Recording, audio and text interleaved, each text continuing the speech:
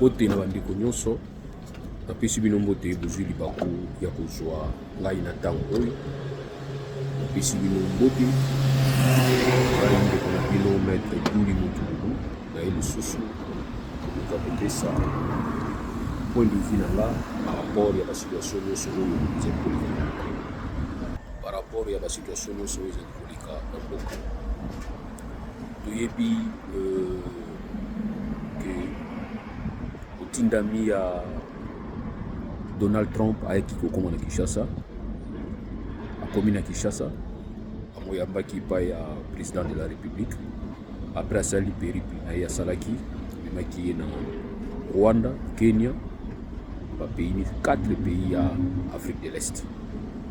Et aussi toyoki information comme quoi président ya kala Kabila akani kozonga na Kinshasa. Et aussi tolandaki mpe oyo toyokaki par rapport ya badule oyo ezali esalama entre République démocratique du Congo na les États-Unis. D'abord nalingi nabanda na makambo ya motindami ya Donald Trump. Cette fois-ci nous avons la confirmation aza réellement motindami ya Donald Trump. D'ailleurs c'est une information aza même bokilo na ye parce que mwana ya oya mon papa batindaki mwana na ye moko abala mwana ya Donald Trump bokilo na ye. Il faut comprendre que Donald Trump aza pe na makila africain, la famille d'abord. Mwana na ye abala mwana ya tata oya yaki oyambama pa ya Félix Tshisekedi. Masolo na bango baye kosolola bayaki na 2 points. Premier point bayaki nango ezali ya business. Deuxième point baye nango ezali ya situation à est ya République démocratique du Congo. Na oyo etali makambo ya business ezali suite ya appel oyo Félix Tshisekedi alansaki na kosenga epai ya Donald Trump aya na ye kosomba kote ya Botobe kosomba basala deal par rapport ya baminere oyo Donald Trump azolukaka na Ukraine. Donc on se rendre compte que Donald Trump, avant qu'il commence à prêter serment, alors qu'il boit, azali koya kosilisa guerre ya Ukraine. Kosilisa mo. En tout cas, il a donné le temps. Il n'a pas dit qu'il a ça la 2 mois. C'est trop. Abagi avoir aussi ça. Alors, moi je me suis dit que ce monsieur, quand il est venu aux affaires, azali na option moko da prier. Tout peut se régler facilement autour à business. Or, erreur na yeza, justement autour à business n'est pas de makasi. Donc, quand tu veux venir régler tout autour seulement à business, vous allez perdre la vraie valeur pour définir au business et ça. Parce que même on bazala qui calavant basala qui business, mais business basala qui va reposer qui a une valeur. Mais quelle valeur permettait qu'il va éviter les conflits belés. Vous allez vous rendre compte que les 2 guerres mondiales où Salamaki dans le monde, jusqu'à la monde entier, et Salamaki pour un motif économique.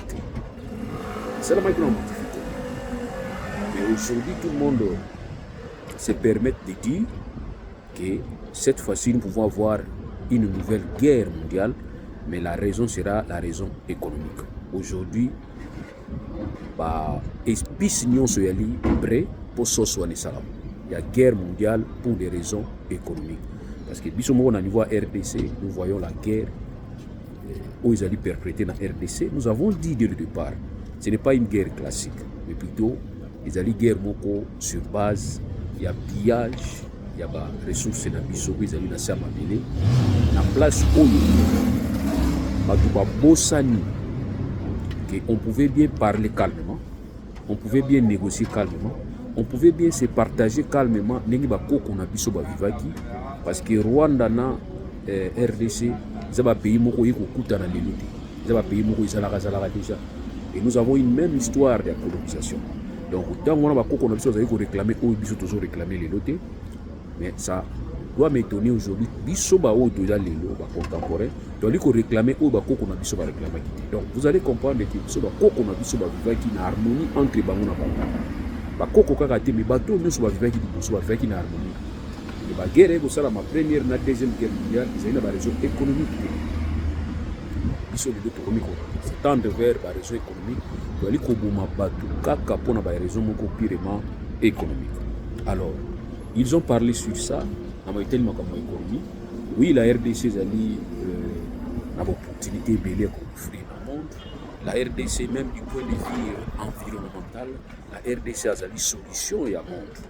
Bien que bato soit comprendre qu'il y a voté surtout dans l'article 217, il y a pour brader souveraineté, les gens ont voulu compliquer aujourd'hui on se rend compte que ce qui est des bradé en côté mazaliko Brada on a makasi koleka ndenge constitution elobelaki parce que la constitution quand elle parlait de souveraineté wana ya kotia ndenge wana c'était pour l'unité africaine ezalaki dans le cadre te ka master moko to loko moko on a bengi koleki là Donald Trump azaka 3 ans et demi oluka o négocier na ye yo kotika lika 3 ans je sais pas pour tout ça la libala ngo ya ndenge ça dit bo ça la contrat moko ya 3 ans.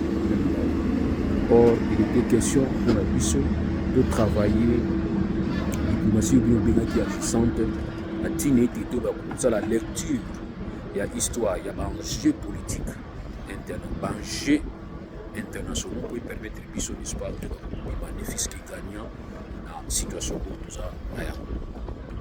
Alors, vous voyez que ça, qui n'est pas business en solo, oui, ils ont présenté. Mais nous avons une situation.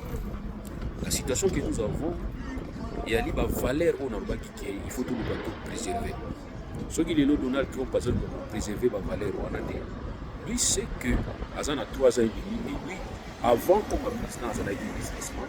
Dans le président, il a été businessman. Dans le président, il va continuer à être un businessman. C'est-à-dire, il va préparer, moi, pour permettre que dans la zone de force. Et sûrement, Père, on va travailler dans le sens que, dans ce sens que il va préserver arrière-garde, c'est-à-dire aujourd'hui il peut ou ne pas en fait aux sous président parce qu'il a dernier mandat il ne sera plus président mais il y a besoin de manière à ce qu'il va préserver qui naïe il y a peut-être à ce qu'on travaille ce qu'on pas travailler pour un autre ils sont toujours souhaité pas travailler pour un autre à distrait comme ça tant qu'il y a le droit en 3 ans et demi avoir mutu akoya remplacer akosalaka lolenge oyo ya sali akopanzaka biloko ya koremetaka en cause ba décision baninga bazwaki ya kosalaka oyo ya salaki. Donc c'est là où il va peut-être tirer la leçon parce que oyo sali baninga pe bakosala yo yango et surtout que na niveau ya États-Unis actuellement non seulement ba démocrate babayi na bango Trump il y a aussi ba républicain au bazalaki na yiba comme se rendre compte que Trump ba on nzela boko bango bazo comprendre. Donc tout le temps il y a aux États-Unis to souhaiter bango mabé mais to ngaki nde azonga na ba valeur il faut qu'on privilégie quand même ba respect mutuel. Vous allez vous rendre compte que les loyaux Trump a travaillé under Hitler. Donc quand je dis que Donald Trump c'est l'Hitler moderne, il travaille comme Hitler. Oui, dire que d'abord Amérique c'est bien, mais quand il dit d'abord Amérique, mais Amérique est comme un bourreau et baninga musuti. Ou comme un charge baninga musuti. Mais protéger l'intérêt américain, la limite il y a possible. Mais quand il va commencer à aller au-delà, je pense qu'il y a un problème très très sérieux pour créer un incident, pour créer un retour à la manivelle. Parce que le retour à la manivelle est comme ça. Tu vois, pour le Luxembourg peut-être plus tard, il faut toujours un retour à la manivelle. Quand il va faire des chantages, et pas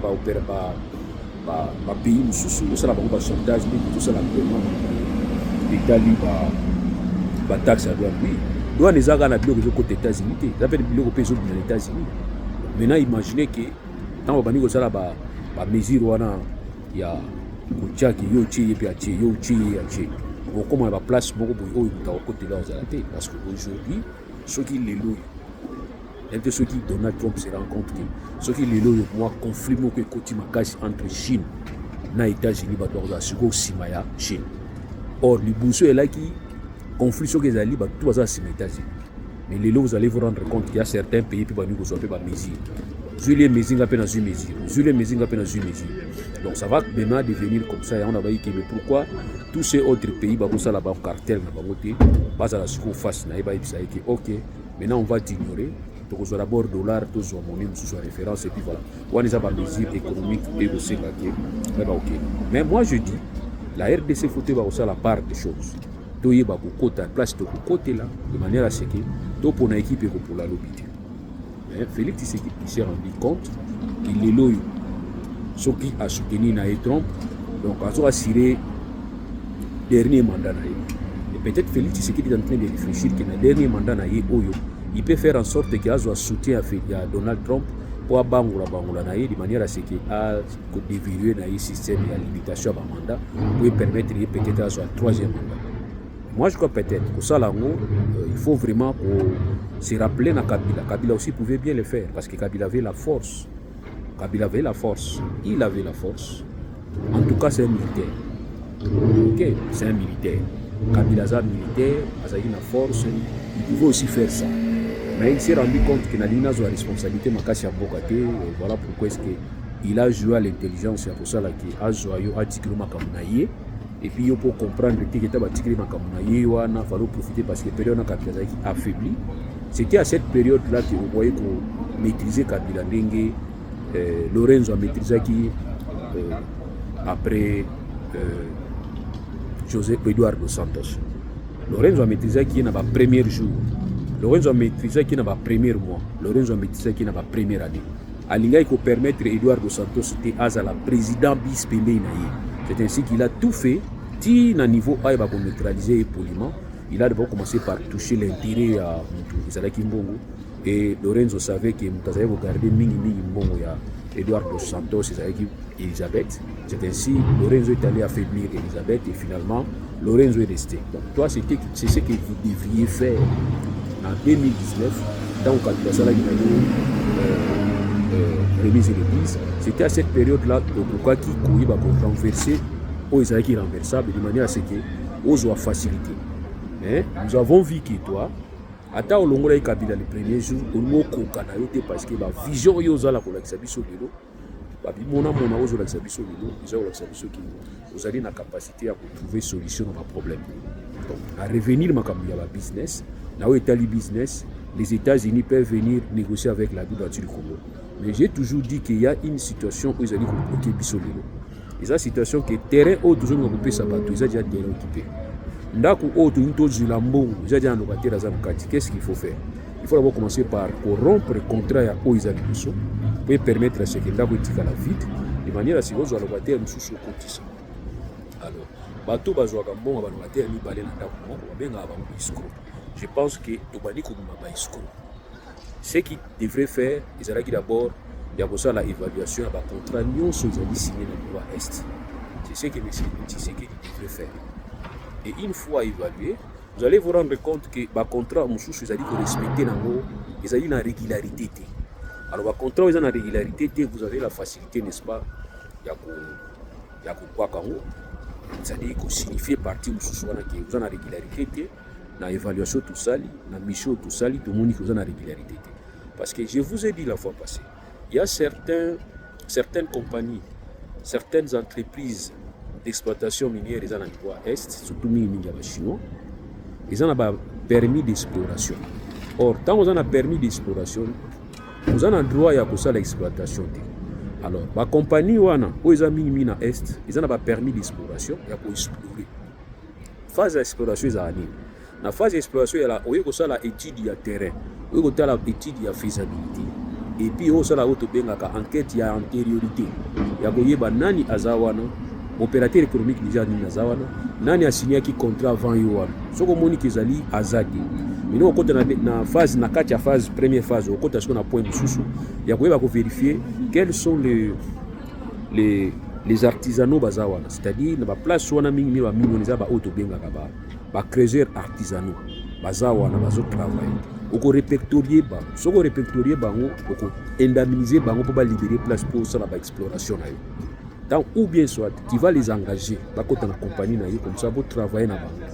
bien vous signer contrat vous signer peut-être la collaboration de manière à ce que bango ba kozala côté artisanal yo kozala côté industriel semi-industriel vous travailler na bango tant aussi c'est étape pour na exploration ou ça rapport na et puis on solliciter maintenant étape ya exploitation ça la sur enquête mususu ba va vérifier ba constater na ba PV que ah ils a place mo ils a inculte ou soit ah ils a la qui place ya ba creuseurs artisanaux à libérer ba foutu ba mon l'état na monde et puis finalement exploitation est bandi mais mingi ba doit exploiter les lots kuna baza ba ba sukaka na exploration donc ça c'est très facile mais or ce qui est encore grave c'est quoi bateau ba suka na exploration comme baza na irrégularité ils se sont rendus compte que ceux qui ont sans soutien politique nous aurons des problèmes bateau na leo ni basalaki basa filier na sima ya bana ya ba président ndiko ba président pona kozwa mo appui so que na niveau ministère ya mine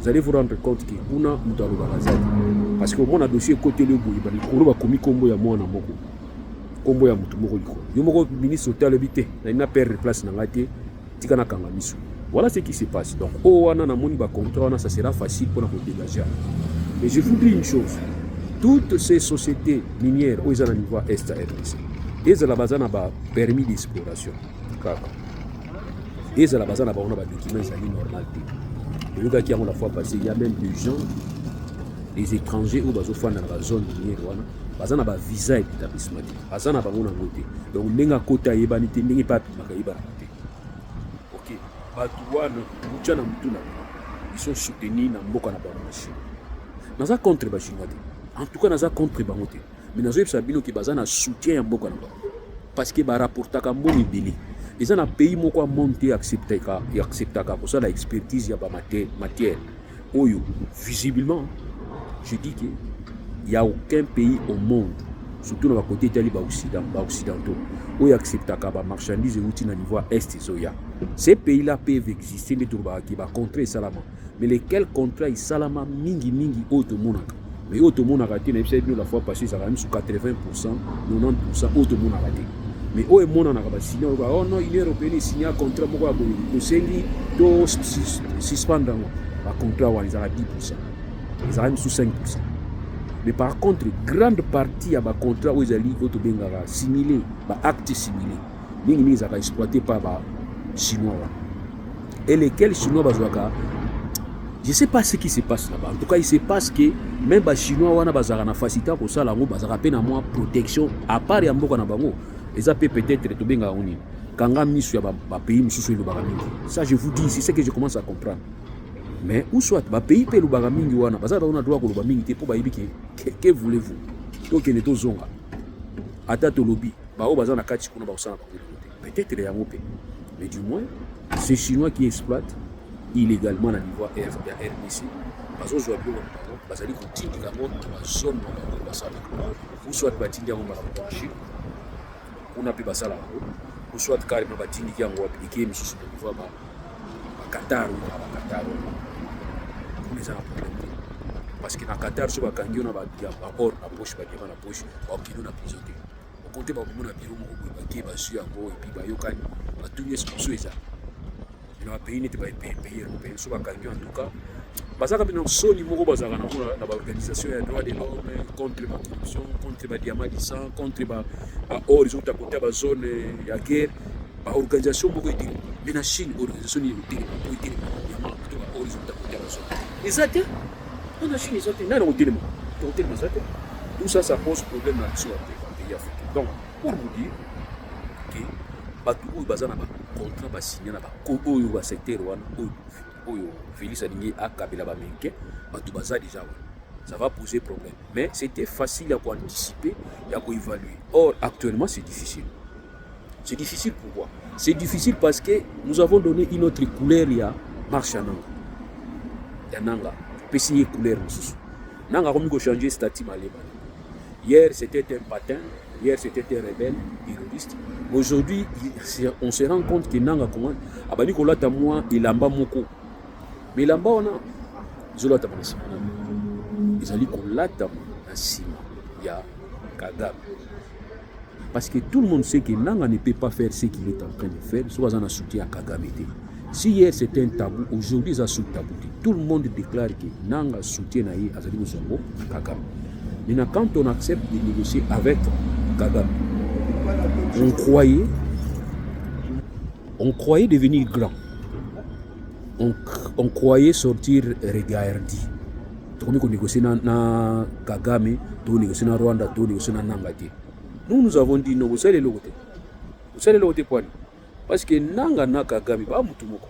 Quand vous négociez avec Kagame, dans le Cap Est, je pense qu'ils ont négocié directement. Parce que Nanga a une force. Et quand vous dites toujours que vous négociez jamais un pattern, alors il faut qu'il y ait une option à guerre. C'est-à-dire, ni Nanga ni Kagame, nous allons attaquer. Ou attaquer pour attaquer Rwanda. Non, c'était une erreur. Dire que nous allons attaquer Rwanda à partir de Goma, c'était une erreur. Il a fallu peut-être que Félix Tshisekedi dise je vais sécuriser les frontières à RDC. C'est-à-dire, je vais chasser ceux qui sont à l'intérieur jusqu'à ce que nous voyons au terme de la frontière pour sécuriser les frontières. Mais quand toi tu dis que de Goma, je vais attaquer Kigali, comme il a un sentiment comme il a un sentiment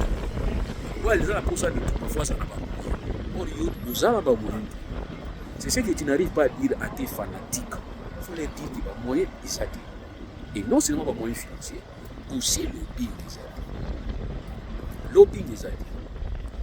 Protection diplomatique des aides. Lobbying des aides. Maintenant, vous êtes obligé d'aller négocier avec les sommets, c'est-à-dire la seconde main.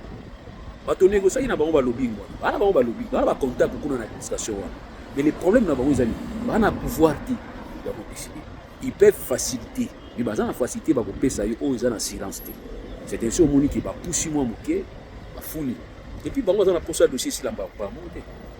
Il y a un nganga. Nganga ni olinga sa mutabi kambara moko. Nganga wana zati. So ki pa nganga, o sa muta obela. Nganga wana ko chena loboko. Alumena loboko achena mutu. Tia ko tourner bino. C'est comme ça avec Balou. C'est horrible.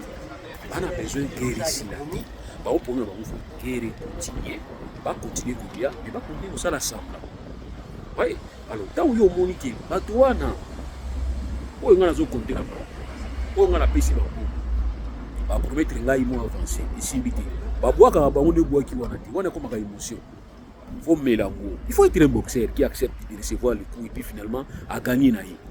Bah, boxeur à zuba coup et puis mais na suka yaram. Quand on y a tili kofi boui, mutaza ko coacher ba ko ebeli, akoy kawo, mais c'est fini. Ba ko ebeli coacher nga ici, non. Let's so comprendre stratégie. Tu es boxeur, tu es en train d'encaisser, tu encaisses les coups, na papier boui. Boxeur azo pesa ba ko gagner. Mais na rekonda suka, o pesinga 100 ko na pesa ko de. Yo pesinga 100 ba compter que yo go gagner. Mais ronda suka ko kinauté. Si on a opéré un gars, on a besoin de ce qu'on moko kaka no betu. O koi kamba ko koi. Nana gagné. Parce que au poli na kao. Ndenge moko na batisi qu'il faut qu'il passe stratégie. Vous avez donné l'argent, la base ba lobbying na bino et puis finalement bon yo pesi ici bien tu te rends compte que c'est moi je pense que c'était très très important. Il y a ko casser nengo casser wana te. C'est là qui est important pour ma moto mais continuer et marcher nous. C'est ce que tu aurais dû faire. Mais bien comme vous avez une émotion, qui a un kébouloun, on a balabala, on a ba institution en boca, tu as fait ce que tu as fait. Mais nous on savait au Soukawana. Pourquoi tu as bien au Soukawana? Parce que ce n'est pas connaître les Américains. C'est la première fois les lois ils vont étudier les sous-américains.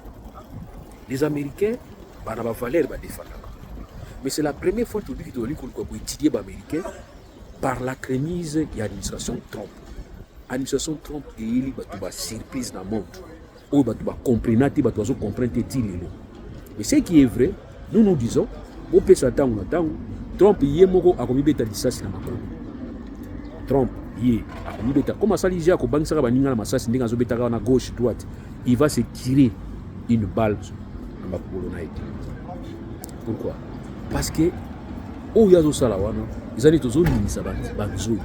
Dans aux Nisa Banzoui, par le Sopanébélé, par la contre. Moi, je pense que aujourd'hui, quand les Américains commencent à négocier à visage découvert, on a besoin de bouillir, on peut s'habiller au bouillir. bato bayeba ki ba valeur ba marketing. Mais naye ko comprendre que bazaka même na moi benga ngoni ADN wana. Bazaka même na moi ba trace itikali. Tango ba ye okutana na Félix Tshisekedi. Oyoki ne balobi. Balobi Félix Tshisekedi. Na o itali ba faire eza urgent pour la biso. Mais ba problème mususu na mike itikali wana eza ba détail. Et que vous comprendre le langage. Vous comprenez le langage? Donc, Tshisekedi, à le moment où on a du croté. Si Tshisekedi a l'ingénieur qui a en face à Moutoumoko, il y a beaucoup de Makamoka. Alex a Makamo, il y a Moutouana, il y a déjà. Il y a Bato Bazalé. Boyna Moisi, au niveau de expliquer Bato sur les Boyna Moisi, et mon Tshisekedi. Donc, Azana Moutouno, ça ne va pas être tout bon, ni Koto et pas naïf. À cause de aujourd'hui, nous bimba. Il y a un banego expliquer Tipouana. Kagama salinga boye, faut sanctionner, faut payer sanction, ngana ko pesa bino bozo na bino. Ba ebisi ki wana za ba détail. Donc sanction ya Kagame na kati ya calendrier ba américain zate, ils ba détail. Ce sont des détails. OK? Akena Kigali. C'est là où il a été clair de dire qu'Azana a besoin de Kigali pour passer à la coopération. Dites-moi, qu'est-ce que Kigali a? Oh, la RDC a zangoté, ou à ça américain. C'est pour vous dire, du point de vue géopolitique, Kigali représente une certaine garantie pour les Occidentaux. Je répète, du point de vue géostratégique, Kagame, c'est une garantie pour les Occidentaux. Par contre, pas Tshisekedi. Premier point, pourquoi? C'est parce que Tshisekedi Yemoko en a maîtrise ma parole n'a été. Deuxièmement, pourquoi? C'est parce que Tshisekedi a des fanatiques qui croient qu'il n'a pas la révolution à Zéla. Solution. Si vous allez vous remarquer, même Papa Tshisekedi Yemoko, bien qu'Azaki populaire, c'est parce qu'il y a des paramètres Mimakamutu. Et je vous ai toujours dit qu'il y a un statut spécifique à RDC où ils ont permis que pour devenir président à RDC, il faut être stratège. Et on ne peut pas devenir président à RDC être populaire. Ça, je vous dis. Ça, en tout cas, si on a blessé, donc, pour devenir président à RDC, il faut oser la stratège comme président et puis au gérant avec stratégie. Mais ce qu'on a ici, que le peuple n'est routine, c'était une erreur. Maintenant, qu'est-ce qu'il faut faire? Il faut tous se remettre en cause. Toyeba nini to ko sala biso ba africain biso ba congolais pour to apporter solution to corriger tendance. Je sais qu'il a blessé ba te belé ba comprendre. Ouais moni ka comprendre même na privé ou bien na ko faire comprendre bien clair. Pour ba monsieur ya mo ko bagal bagate. Donc na lobby boui Kagame représente une sécurité pour les occidentaux. Ils comprennent que pour voler bien biloko RDC, il faut passer par quelqu'un qui va jouer le rôle de sous-traitance. Cette sous-traitance, c'est Paul Kagame. C'est Paul Kagame. C'est lui la sous-traitance. Maintenant, en face de Paul Kagame, et derrière Paul Kagame, vous allez vous rendre compte que son opposition, ils ont la dynamique, c'est vrai l'opposition faible des Rwanda. Et puis, si mon peuple naïe, c'est comme si bah, se retrouve au Kagame Masala. C'est déjà une garantie pour l'Occident. Comme on a que Mouto a signé l'accord Nabiso. Parce que son peuple est derrière lui. On ne sait pas si c'est vrai ou si c'est faux. Soit ça derrière et ça derrière Naïti. Mais on sent une certaine stabilité. La gestion mais c'est lui qui stabilise. Par contre, chez nous ici, nous avons un président qui se réveille le matin avec une décision, le soir avant de dormir à changer, ou bien soit à bosser une décision où il y a qui n'a pas. C'est déjà un problème. Et en plus, il y a des gens qui sont tellement extrémistes, on dit, Taliban et solo. Voilà, donc c'est difficile à comprendre. Même quand on a comprendre, c'est difficile à comprendre. Maintenant, il faut qu'on pousse que, Oyo, Moussé Laurent disait qu'il y a de la Ipsa Libango. Qu'est-ce que lui vous donne que moi je ne peux pas vous donner? On a le barango pour la mission à battre. Et ça va accord et ça la marine moi qui. Ok. C'est difficile d'avoir expliqué pas si y a mon maladie. Ko expliquer ngo on comprendre yango ba docteur ba kotaka ba très ba cours makasi surtout ba pédiatre ko ba comprendre bana mike ba bela gani. Et biso tozo nga koloba. Pona koloba tout simplement que l'envoyé spécial il y a Donald Trump ake koyebisa Paul Kagame azala tranquille, ake ko rassurer parce que Paul Kagame commençait à s'inquiéter. Et vous allez remarquer que Donald Trump ou Joe Biden, les Américains bazaka na logique batambola kanango. Joe Biden ayaki na makambo ya lobito biso kanisa ba tiki yango, mais Donald Trump a tiki yango te, mais azande pressé pour makambo ya est po yebi ki kuna na est européen kitoko. Bien que Kagame aboyaki makambo ya lobito, mais baki ko assurer ko yebisa yeki akota na logique parce que les États-Unis doivent profiter na RDC. Les États-Unis ndazo yebate oyezo zilaye na o Italie ba corps ezala déjà au niveau ya spécificité ya RDC na statut na ye. Et puis na o ezali ba réalité ya kokuta sur le terrain parce que Chine s'implanta makasi na ndenge Chine a récupéré déjà biloko na niveau est ya RDC. Mais du moins nous devons savoir jouer. Pour savoir jouer, il faudrait que le régime de Kinshasa abanda ko préparer déjà ça la lavage. Mais na ko préparer ça la lavage, je pense que ça va blesser plus Batu Mususu parce que moi en tant que peuple congolais, les lots sur chinois va sur place à est. Je m'en fous. Je ne profite pas directement de ça. Ceux qui les lots américains va rejoindre, je m'en fous parce que je ne profite pas directement de ça. Mais par contre, ceux qui n'étent les lots chinois va couper. Bato bakozala na déception makasi za bandeko ya Félix Tshisekedi na ba camarade na ye na ba grande puissance oyo baza na ba corps basinya na ba chinois na kati ya est. Bango nde bakopenda parce que Joe Biden akokabola na bino biloko te. Joe Biden aza na besoin ya kolokota nyonso. Ye azolokota po ayebi kaza na 3 ans. Neti so bozo comprendre Joe Biden ayebi kazaka nani comment Donald Trump ayebi kazaka na 3 ans. 3 ans na ye wana faut profiter parce que akozala sous président des États-Unis. Et puis chance les amis mbalo pe ba démocrate ba récupérer na bango makambo. Pour ayebi keko balukela ye. Alors il a besoin de ça rapidement. Yango zone la guerre ici là na Ukraine na joie. Et puis azone la guerre ici là na Congo. Mais azo pesa ba mo onga na zo comprendre. Il va dire autre chose à part ba détail wana on a édition. Ça dit c'est que Tshisekedi réclame comme sanction contre Paul Kagame, ba bengi yango ba détail. Et aussi c'est que Kagame azo banga pona ba AFDLR bazana kati ya est. Bah, il s'est payé des détails pour retrouver une solution, des gravité. Et au-delà de tout, il va tenir un concept pour dire que autre chose, il va faire interne. Et d'abord, nous avons fait l'année qui affaire interne, affaire interne, d'après lui, le dialogue, affaire interne, et les lots vont comprendre sur vous que ligne rouge. C'est ce qui est la franchir en Ouaza sur la chouette, voilà sur la naba M23. M23, Kangi Walikali, photo tika la biso Walikali. Ils ont plaisir, hein? Oh non, ils ont volonté. Ils ont volonté. Ce sont des exigences. Et je crains que tout matérialiser la balkanisation. Ce que nous craignons, on risque de se retrouver RDC Est na RDC Ouest. C'est ça la crainte. Actuellement, la crainte est là. Parce qu'il suffit seulement que la grande puissance va se retrouver dans où ils ont besoin.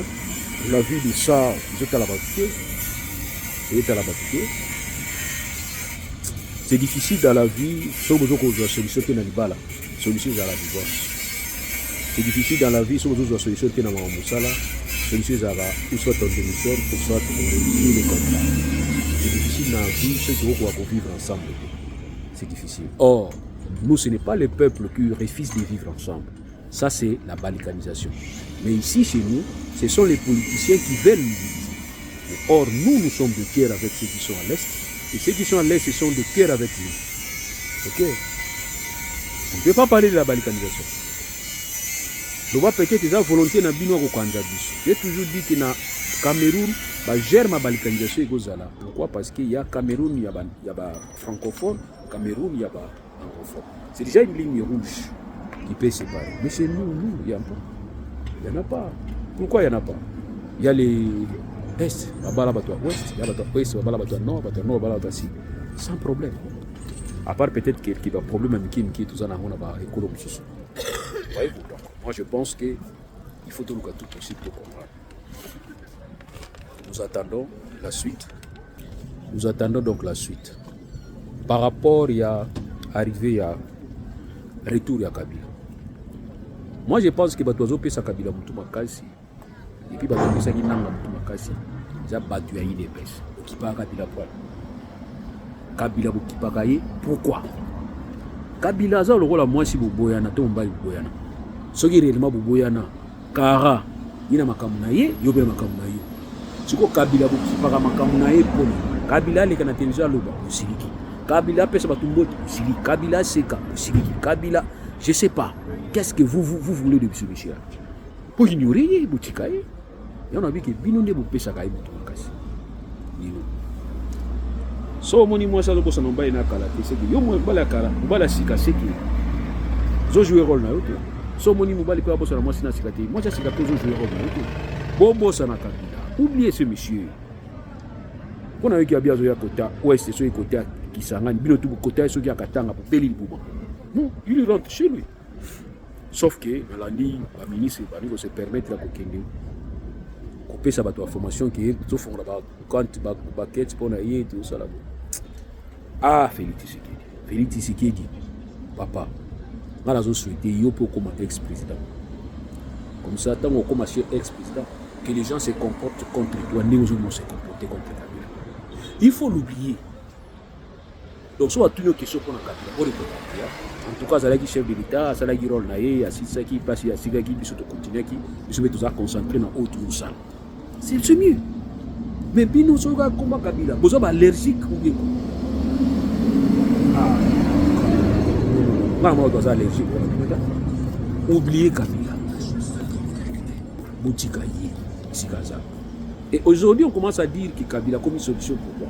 C'est parce que quelque part, vous-même, vous avez une solution pour ça. Donc maintenant, pour nous distraire, vous allez commencer à nous présenter. Kabila, ça là, Kabila, ça va changer quoi aujourd'hui? Qu'est-ce que ça peut changer? Moutazo Ganga Kabila, Rwanda, ça là, Kabila. Vous avez vice-président en charge de la finance. Donc Kabila, bon, vous avez les autres pas à Bemba. Est-ce que vous comprenez ça? Ça peut résoudre quoi aujourd'hui? Soko Yogike, moi je suis vivre dans un bain à Kalazana Sida. Okobanga po vivre dans mon champ lelo. Mais soko Yogike, moi je suis vivre na Ekala. Abali mubali mo après yo. Azana Sida. Qui premier ani? Quel bango? To soko Yogike o mubali mo vivre na lelo azana Sida. Tu vois? Les autres comprennent comment? N'est pas cette explication. Ça dit Kabila lelo yo. Kabila za sous-président. To Yogike il paraît confirmé à Guinée Rwanda. Mais ça sous-président, on s'en fout de lui. Il a profité de notre naïveté à l'écart. Et se comprend. Mais biso tozaga wana kolandela ka Kabila lingini, Kabila zo salani, alobini alieni ni lelo. Azo sekapona ni makasi boy. Distraction. Kabila zo zonga po ya ko aider nanga. Nanga apparemment c'est comme si nanga apparemment on dirait moi problème zo se créer. Voulez-vous peut-être pas poser la question de savoir pourquoi est-ce que les autres sont sanctionnés mais nanga zaï sanctionné. Oui, ça qui n'a déjà sanctionné. Mais zaï sanctionné dans le cadre de l'élection il y a organisé que c'est il fallait pas renouveler les sanctions nanga par rapport à Makambo dans ça parce que Batoubaza sanctionné par rapport à Makambo dans l'Est. Oh nanga déjà responsabilité politiquement bien entendu.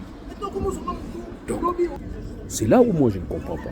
Mais toutefois, qu'on voit tout simplement que nanga komi kozanit na moi baisse ok. Baisse nanga ezali par rapport à position ya Paul Kagame na pression azozo parce que Paul Kagame fois un rôle monsieur azozo actuellement yango peut-être ici nanga jouer profil bas pour permettre à ce que tout bande comme ça. Mais entre temps ba ici Paul Kagame tout ba ici nanga il faut continuer pression parce que aujourd'hui vous allez remarquer que l'envoyé spécial il y a Donald Trump va regretter Alpha Mini Kangaki yaba américain et alors que une grande société comme Alpha Mini yaba américain Kanga ça va créer des problèmes répercussions au niveau États-Unis parce que yé pe Alpha Mini za ba bureau na za na États-Unis ba sala kuna ba futa masuki faut continuer ko sala ndi ba sala na bango a regretter qui mais ba bisi bango ki Alpha Mini zali ko continuer misala na abandi ko zonga pas continuer misala na ye pour ba si ba zu ba accord nana signé ba accord ils a Félix Tshisekedi ou bien nanga muta signé ba accord. C'est ainsi, peut-être on va dire à Kagame, en fait, on va dire maintenant à Kabila, rentre pour aller jouer ton rôle, où il y a rôle là, parce que hier, c'était ça posait problème. Oh, dans un patron, il y a Nanga, ça Kabila, hein? Ah, ça la patron, Nanga, ça patron, où est votre problème? Où est votre problème? Et aujourd'hui, c'est Kabila, ça a succès. Ce qui n'a pas succès, il faut dire, vous croyez qu'il n'y a pas de mboka, où est-ce qu'il y a un mboka sérieux? On pouvait encore parler aujourd'hui des langues de Kabila, non? Sauf qu'en Allemagne, Hitler, Hitler.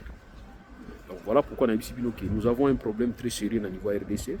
Ya koyebisa bino ke koyokana ya Tshisekedi na nanga esalami soki tozolobela yango mingi lelo, c'est parce que Tshisekedi alapakanda yake akosolaka na bango te. C'est ainsi nous avons dit que dans la vie, il faut dire jamais, jamais. Il faut jamais dire jamais dans la vie. Il faut vraiment être modéré dans la réaction face à la décision. Donc, biso lelo toujours reprocher mingi Tshisekedi. Pourquoi? Parce que Tshisekedi attaque qui batu mingi. Moninga lelo, nazolo bango lelo. Soki, on rappelle soki nangate mais soki yé. Soki na kokomaka président mboka. Tellement nazolo baka mingi lelo. On a jugé na makambo na nazolo. Tant on a dit na président. Mais c'est ce que nous faisons bien avec Tshisekedi. Nous on juge Tshisekedi Félix que par rapport à ce qu'il avait dit, ce qu'il avait promis de faire mieux que l'autre. Et à ça la moitié, tout critiquer, tout banga bino bien, besoin bang ça. Tout le bandé toujours le bagage, toujours finga été, mais toujours bagage. Mon amai, le bagage boy simbité, mon amai. Deni makamzo de kakoti no buda. Tant tout balé loki batozo kosaye, za batozo entourage naï. Mais batozo nga musana bangi kofate. Parce que quand les gens vont venir travailler avec Félix Tshisekedi, ouais, ça ma honnête, va travailler avec Tshisekedi. On va kosaye ba ko soni ba longo. Tant ni Marcelin, au mo za ça là-bas. Banani ba notre technique alors ça lango 75 na semaine moko Marcelin bapesi mbongo akena niveau ya nini ya Kasai kuna mbongo Tshisekedi akina regretter simba mutu batuni mbongo yo compter ba on a besoin ton école moko bezala na standard à Suisse tuni mutu ofana na kabe ya kamwanga osaleli école ya standard à Suisse ochepe na ba climatiser na kati parce que moment na kufanoki. Donc au longo na kufana na libanga mbala moko na standard suisse et ça ka malé pour moi malé mais bon walia. Donc pour dire que si vous avez des gens qui sont capables de couper sa conseil moyoka au salut d'accord. OK, ils sont toujours nous parlons ce que nous pensons et tous allons penser au toujours le baquet bon cannabis nous avons un problème sérieux. Nous avons la facilité à booster le monde et Afrique. Nous avons la facilité à ça la mieux. Mais nous sommes allés Tomi Kotisi na ba incompréhension, na malentendu moko oyo zali ko permettre biso to décoller. Merci beaucoup na ba obaladinga. J'ai essayé de parler trop sur point oyo nga na lobeli lilo o Italie makambo ya visite. Il y a envoyé spécial oya Donald Trump, vrai envoyé spécial à Donald Trump. Ko yibisa bino ki ayaki na 2 points, ayaki nango ya business na makambo ya PA RDC. Mais PA ya nani ya Est. Mais na PA Est mutazali ko occasionner en ezali Paul Kagame nananga. Donc fallait ayo yebisa bango ki mo nazo matana egazé. Tanga komi na Kigali abali ko yebisa bango makambo susu Kigali poto coopérer na yo to kotika yo te aux partenaires na biso. C'est là où je trouve qu'il y a un problème sur lui. C'est comme si bazo négliger biso. Et on a le que Félix Tshisekedi au polité au gagnété mais zo tango zela. Oyo lingaki et salamate oyo linga ba sanctionner Kagame mais za la rapidité on négocier na Kagame ndebo bandaye ba négociation et puis on négocier na nanga nazo insister place au fandi on a comment comprendre nous une raison malembe eh bien écoutez au salaire et tout comme président aux responsabilité te au panzako aux responsabilité on a dit aux responsabilité te aux angote. Donc, ce bazo tindika yo bozo sala ba accord ko kanza te so bombi yango lelo bato ko ba lobité bato ko ba na kaka. Et maintenant c'est là où nous allons maintenant parler à trahison. Ou soit nanga c'est toi qui trahis le peuple ou soit Tshisekedi yom de trahir le peuple. Ou soit carrément vous êtes aux aba traître. Allez, merci beaucoup et puis merci.